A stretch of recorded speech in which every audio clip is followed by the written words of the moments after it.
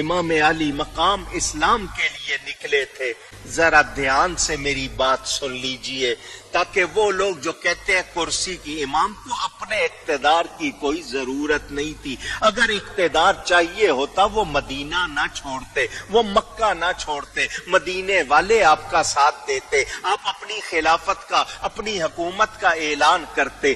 امام نے ایسا نہیں کیا. اور جو میدان جنگ میں جاتا ہے عورتوں بچوں کو ساتھ لے کر نہیں جاتا.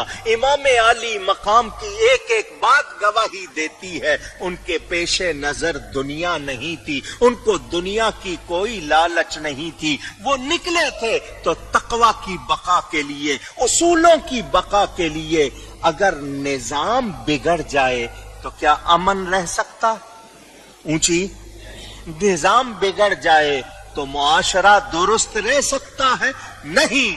امام وہ تھے جو نبی پاک صلی اللہ علیہ وسلم کے شہزادے نواسے، حضور نے خود ان کو اپنا بیٹا، اپنا پھول فرمایا. حضور صلی اللہ علیہ وسلم نے ان کے لیے جو ارشادات فرمائے حدیث کی کتابوں میں موجود ہیں.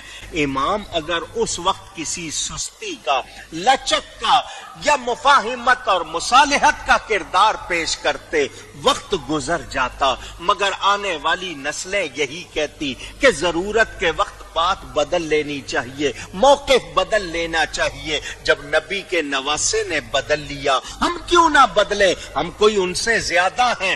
تو امام نے آنے والی نسلوں کو بتا دیا، اگر میرا رتبہ بڑا ہے، میری نسبت سب سے اونچی ہے، تو میرا کردار بھی اونچا ہوگا.